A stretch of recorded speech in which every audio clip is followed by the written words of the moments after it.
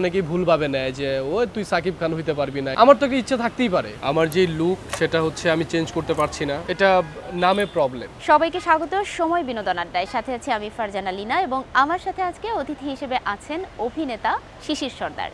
কেমন আছেন? খুব ভালো আছি, আপনি কেমন আছেন? আমিও ভালো আছি এবং আপনাকে দেখার পরে তো আরও ভালো লাগছে।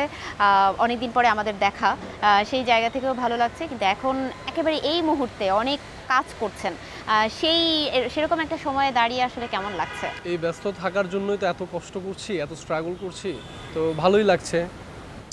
এখনো গন্তব্যে পৌঁছতে পারিনি, চেষ্টা করে যাচ্ছি, দেখি কত দূর যেতে পারি। গন্তব্যে পৌঁছাতে পারেননি, কিন্তু গন্তব্যটা আসলে কত দূর এটা কি বলা সম্ভব? না, এটা বলা সম্ভব না। তবে কিছু তো মানুষের থাকে, স্বপ্ন থাকে যে আমি এই জায়গাটায় পৌঁছাবো। যেমন আমি লাস্ট প্রায় অনেকবারই বলেছি যে আমি সাকিব ভাইয়া যে জায়গাটায় আছেন, আমি তার চাইতে অনেক বড় জায়গায় যেতে চাই। অনেকে শুনে এটা, অনেকে আজে বাজে মন্তব্য করে। আসলে মানুষের ইচ্ছা তো থাকে, তো সেই ইচ্ছের জায়গা থেকে কথা বলা, এটা অনেকেই ভুলভাবে নেয় যে ও তুই সাকিব খান হইতে পারবি না, এই না সেই না। অনেকে কমেন্টস আসে কিন্তু এরকম উল্টাপাল্টা। নগদের কাছে সব গ্রাহকই প্রিয়, তাই তো সারা দেশে ক্যাশ আউট চার্জ সবচেয়ে কম। তা আশ্চর্য লাগে এটা ভেবে যে কেন দর্শক কিসের জন্য এই কথাগুলো বলে। আমার তো ইচ্ছে থাকতেই পারে, কারণ আমি ইন্ডাস্ট্রিতে এসেছি, নতুন এসেছি, আমার একটা স্বপ্ন নিয়ে এসেছি যে আমি একটা জায়গায় পৌঁছাবো। আর আমি তো সেই জায়গাটাই পৌঁছাবো যেই জায়গাটা আসলে বাংলাদেশের একজন সুপারস্টার যেইখানে আছেন, ঠিক সেই জায়গাটাই তো আমার স্বপ্ন দেখা উচিত। আমি সেই জায়গাটাই পৌঁছাবো। সো আমার ইচ্ছাটা এতটুকুই যে আমি ভালো কিছু করব এবং ভালো জায়গায় পৌঁছাবো, আর সেই জায়গাটা যেন সাকিব ভাইয়ের যে জায়গাটা, সেই জায়গাটা হয়, সেটাই আমার গন্তব্য। আমাদেরও প্রত্যাশা থাকবে অবশ্যই, সেরকম সুপারস্টার হিসেবে আমরা শিশির সর্দারকে দেখি। তবে এই যে যেতে চাওয়া, সেই জায়গায় পৌঁছাতে চাওয়া, সেজন্য আসলে নিজেকে প্রস্তুত করার যে বিষয়টা, স্ক্রিনে আমরা যা দেখি তার বাইরে নিজের প্রস্তুতি নেওয়ার জন্য কি করছেন? আমি প্রস্তুতি নিচ্ছি অলরেডি আমার মৃত্যু 19-এর জন্য।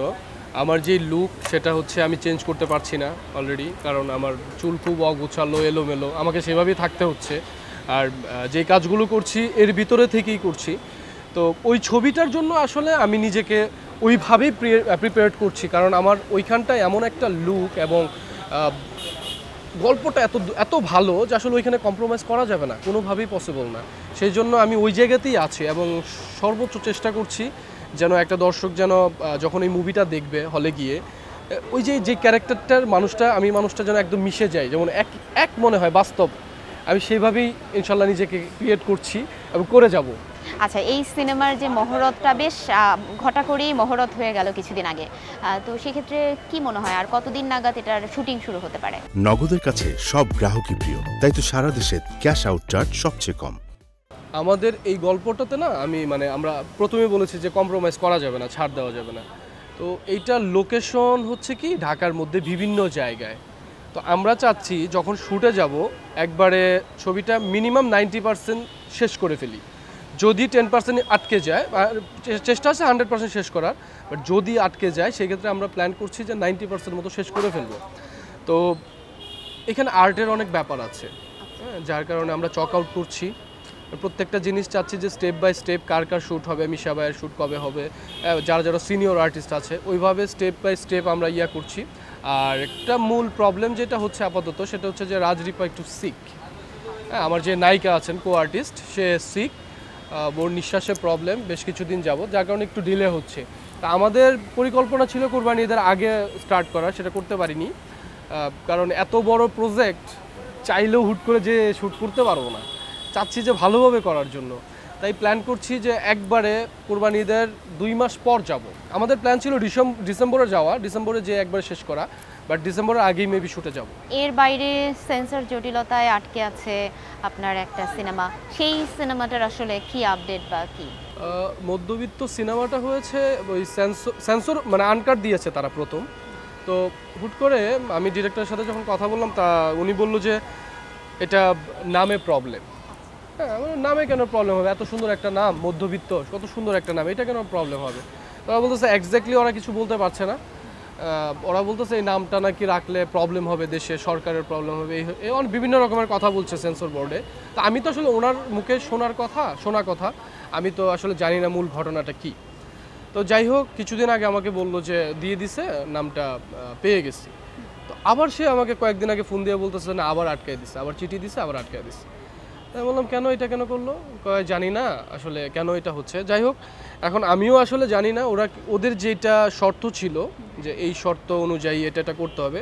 তো আমাদের যে ডিরেক্টর তানভীর হাসান ভাই মধ্যবিত্তর, উনি ঠিক সেইভাবেই করেছে, যেখানে যেখানে ফেলতে বলেছে ফেলেছে, যেভাবে যেভাবে দিতে বলেছে দিয়েছে, কিন্তু তারা তারপরেও কেন জানি নামটা দিচ্ছে না। তো দেখা যাক এখন উনি কি আইনগতভাবে যেভাবে মানে পজিটিভ যেটা হয় আর কি, যেভাবে নিয়ম শৃঙ্খলা মেনে যেভাবে যে যাওয়া লাগে যাবে, তো আশা করি হয়ে যাবে। আচ্ছা, সেক্ষেত্রে আমাদেরকে হয়তো একটু অপেক্ষা করতে হবে, সেন্সর জটিলতাটা কাটিয়ে উঠুক যত দ্রুত। তবে একটু যদি গল্পটা শুনি এবং আপনার সাথে যারা ওখানে আর্টিস্ট হিসেবে ছিলেন তাদের মধ্যবিত্ত, আচ্ছা মধ্যবিত্ত সিনেমায় ছিলেন হচ্ছে আমার কো-আর্টিস্ট এলিনা শাম্মী ছিলেন, আর একজন ছিলেন ওমর মালিক ভাই, উনি হচ্ছে নেগেটিভ হিরো, বেশি এন্টি হিরো যে সে ওই ক্যারেক্টারটা প্লে করেছে। তারপর আমি সিরাজি উনি ছিলেন, তারপর আরও অনেকে সিনিয়র, আমি তার বর্দা মিটু উনি ছিলেন। তো অনেকেই ছিলেন সিনিয়র আর্টিস্ট যারা, তারা ছিলেন। তো আমাদের মধ্যবিত্ত গল্পটা না অনেক সুন্দর একটা গল্প, মানে গল্প হয় না, মানে প্রত্যেকটা মানুষের জীবনের গল্প। মানে এই ছবিটাকে আটকানো সেন্সরে মানে আমার কাছে খুব হাস্যকর লাগে। আমাকে সেই দিন আলিমুল্লাহ খোকন ভাই, জাজের কর্ণধার, তিনি আমাকে বলতেছিলেন যে তোমাদের ছবিতে কি পলিটিক্স নিয়ে কিছু আছে কিংবা ডিরেক্টর নিয়ে কোনো কিছু আছে, যে ডিরেক্টররা ফেসে গেছে? আমি না তো, কারণ আমি তো শুনেছি যে তোমাদের ছবিতে এরকম। আমি না না, প্রথম যখন সিনেমাকে করা হলো, স্ক্রিনে দেখানো হলো, তারা তো আনকাট দিয়েছে, সামান্য যে পতাকার একটা কি জানি ছিল ওইটা, আর গল্প তো কোনো ডিরেক্টরদের নিয়ে না, আর কোনো পলিটিক্স কোনো ইস্যু নিয়েও না। গল্পটা একটা সাধারণ একটা গল্প, একটা পারিবারিক গল্প, একটা মেয়ের উপরে গল্প, একটা ছেলের উপরে গল্প, একটা প্রেমের কাহিনী, একটা পারিবারিক গল্প, হ্যাঁ, ক্রাইসিসের গল্প। কি বলো, এত সুন্দর গল্প তুমি যেভাবে বলতেছো সেখানে তো আটকানোর কথা না। উনিও বললো, তাই আমি আপনার যদি সময় হয় কখনো, তাহলে অবশ্যই যেই দিন আবার সেন্সরে উঠবে তখন আপনি একটু দেখেন গল্পটা, তো আশা করি হয়ে যাবে। আর সবচাইতে বড় কথা হচ্ছে গল্পটা রিলিজ হলে আই থিঙ্ক প্রত্যেকটা মানুষ পছন্দ করবে। এবং গল্পের মূল আরেকটা কথা, সেটা হচ্ছে যে গল্পের যে গানগুলো, মানে হয় না, একটা গান তো কিন্তু একটা মুভির কিন্তু একটা প্রাণ, এবং আমাদের এই গানগুলো এত সুন্দর। আমি কিন্তু বিএফডিসিতে মহরতে কিন্তু আমার একটা গান কিন্তু ওইখানে উন্মোচন হয়েছিল।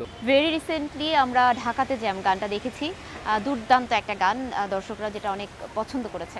এই গানটার সাথে আপনার যে থাকা একাত্মতা, সেই অভিজ্ঞতাটা একটু বলবেন।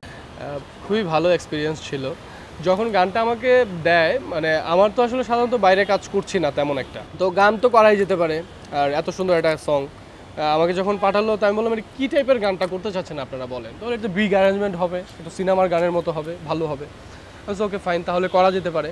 যখন আমি এলাম শ্যুট করতে যখন এলাম, তখন দেখলাম যে তাদের অ্যারেঞ্জমেন্ট বিশাল, মানে আমাদের সিনেমাতে যেরকম একটা অ্যারেঞ্জমেন্ট হয় সেরকম অ্যারেঞ্জমেন্ট ছিল। আমার দেখে ভালো লাগলো যে না, কাজটা মেবি ভালো হবে। দেন আমরা শ্যুট করলাম সারাদিন। কর্ণী আপু খুব ফ্লেক্সিবল ছিলেন এবং উনি খুব মিশুক, সবার সাথে খুব ভালোভাবে মিশে। অ্যান্ড এখানে শ্যুটের পরে আমরা শ্যুট করেছি হচ্ছে গুলশান 2-এর চত্বরে, ওখানে পারমিশন নেওয়া ছিল। গুলশান যে 2-এর চত্বরটা আছে সেইখানেও আমরা শ্যুট করেছি। হ্যাঁ, তো ওভারঅল গানটা যখন রিলিজ হলো তখন দেখে তো খুব ভালো লাগলো, যে লুকগুলো খুব সুন্দর সুন্দর আসছে এবং সব মিলিয়ে কাজটাও ভালো হয়েছে। ভালো ট্রেন্ডিংও, আমাদের কিন্তু ট্রেন্ডিংয়ে আসছিল ইউটিউবে, আমাদের কিন্তু 25 নং ট্রেন্ডিংয়ে আসছিল। তারপর ভিউ তো মোটামুটি ভালোই হয়েছে এবং বড় কথা যে একদম ভিন্ন একটা লুকে দেখা গেছে আপনাকে, কর্ণী আপুকে। আর বিশেষ করে সিনেমার বাইরে এত বড় অ্যারেঞ্জমেন্টের এরকম কালারফুল কম দেখা যায়, সেই হিসেবে দর্শক বেশ গ্রহণ করেছে। তো ওই জায়গা থেকেই প্রশ্ন চলে আসছে যে এখন তো কলকাতায় অনেকেই কাজ করছে আমাদের দেশ থেকে, সেক্ষেত্রে আপনার কি ইচ্ছে আছে?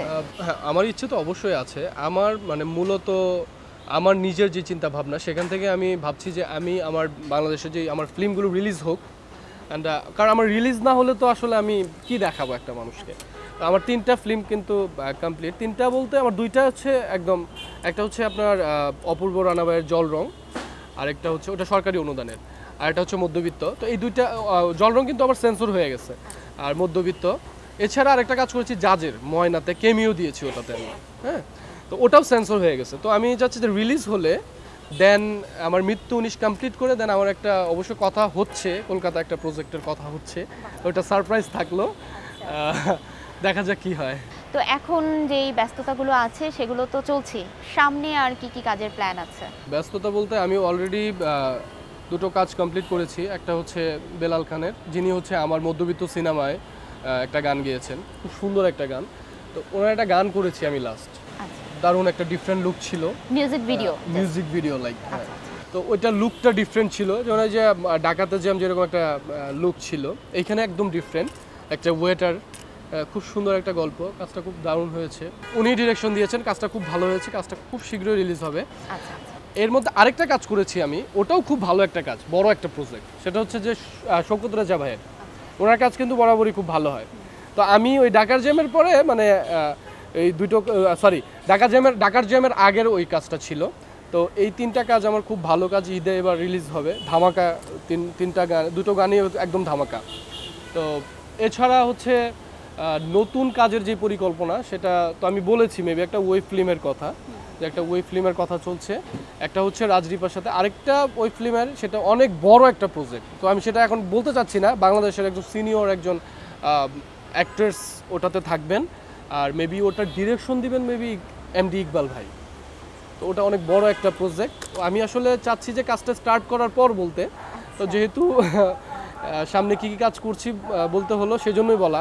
ইনশাল্লাহ ভালো কিছু আসবে, সেটা আমাদেরও প্রত্যাশা। আর এই তো গল্পে গল্পে অনেক কথাই হলো, আবারও কখনো আমাদের সামনের যে আপকামিং কাজগুলো আছে সেগুলো নিয়ে আমরা নিশ্চয়ই কথা বলবো, সেই প্রত্যাশা থাকলো। আর আজকের মতো এখানে শেষ করছি, দর্শকদের উদ্দেশ্যে যদি কিছু বলার থাকে। আমি সবসময় একটা কথা বলি, আমরা যারা নতুন আছি আমাদেরকে সাপোর্ট দিবেন, আমাদের পাশে থাকবেন, কারণ আপনারা একটুখানি সাপোর্ট দিলে না আমরা অনেকখানি সাপোর্ট পাই। আর আজে বাজে মন্তব্য যারা করেন ফেসবুকে কিংবা ইউটিউবে, যারা আজে বাজে মন্তব্য করেন, তারা আসলে অনেকেই হয়তোবা পুরোটা না দেখে, পুরোটা না শুনে অনেক কিছু লিখে ফেলেন। সেটা না করে নিজে দেখবেন, নিজের কানে শুনবেন, তারপর মন্তব্য করবেন, সেটা ভালো হোক আর খারাপ হোক। অনেক সময় হয় কি, আমরা একটা ফিল্ম রিলিজ হলো, এত ভালো একটা ফিল্ম আমরা দেখিনি, আমরা একটা রিভিউ দেখে আমরা ওখানে একটা বাজে মন্তব্য করে দিলাম। সেটা আমরা না করি, হয়তো একটু কষ্ট হবে, তারপরেও বলবো যে আপনারা হলে আসুন, আপনারা সিনেমা দেখুন, দেখার পর আপনার মন্তব্যটা আপনি কমেন্টস বক্সে লিখুন। তাহলে হবে কি, আপনি মানে রিয়েল যে মন্তব্যটা সেটা লিখতে পারবেন, কারো কথা শুনে বা দেখে কোনো কিছু লিখবেন না। অবশ্যই সময় টিভির সাথে থাকবেন, আর আমাদের জন্য দোয়া করবেন, আমার মৃত্যু 19 ছবিটার জন্য দোয়া করবেন, আর হচ্ছে আমার মধ্যবিত্ত সিনেমার জন্য দোয়া করবেন। খুব শীঘ্রই দেখা হচ্ছে সিনেমা হলে। ভালো থাকবেন সবাই।